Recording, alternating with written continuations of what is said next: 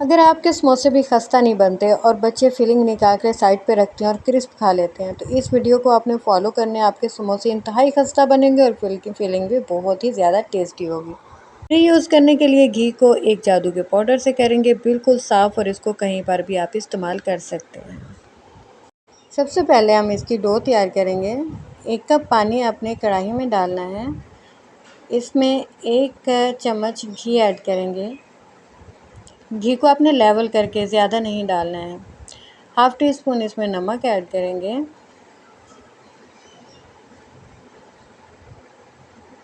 ½ T spoon اجوائن ڈالیں گے۔ اجوائن کا ذائقہ اس میں بہت اچھا لگتا ہے۔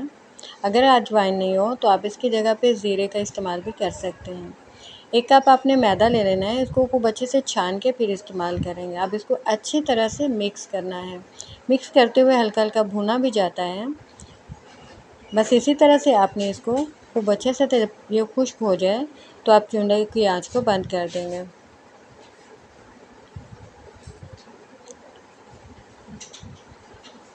اب ہم اس کو تھوڑی دیر ٹھنڈا ہونے کے لیے رکھیں گے، تب تک وہ اس کی فلنگ تیار کریں گے۔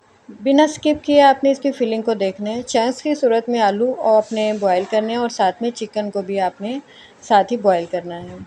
1 پیالی باریک کٹا ہوا پیاز آپ نے اس کو اچھے سے دھو کے اس میں نچوڑ کے ڈال دینا ہے۔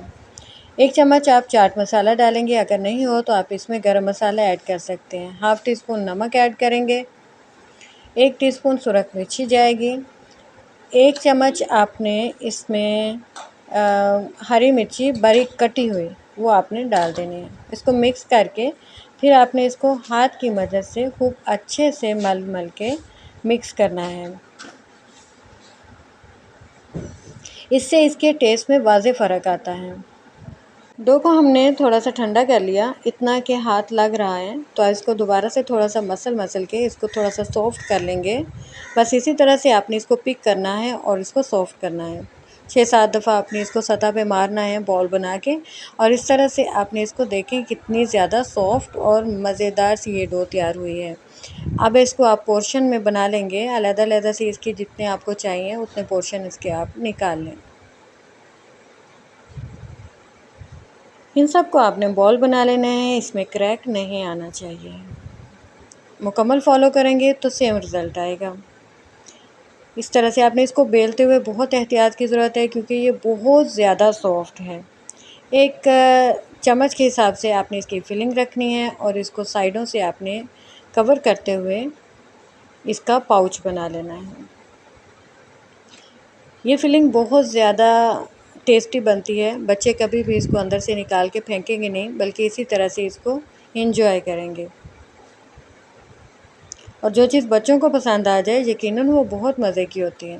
اس طرح سب کو بنا لیں گے۔ فرائی کرنے کے لیے تھوڑی سی احتیاط کی ضرورت ہے، بہت کم ہلکا گھی بھی نہیں ہونا چاہیے، تیز گرم بھی نہیں ہونا چاہیے، اور اس کو درمیانہ سا جو گرم ہوتا ہے نا اس میں آپ نے اس کو بنانا ہے، اور پلٹتے جانا ہے، تھوڑا سا پلٹ کے بناتے جانا ہے۔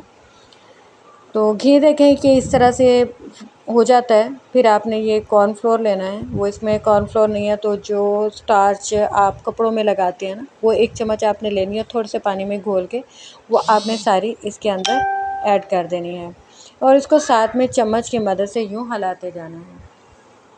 جتنا بھی کچرا مچرا اس میں بنا ہے، کالا ہوا ہے، وہ سارا اس کے ساتھ اچھے سے لگ جائے گا۔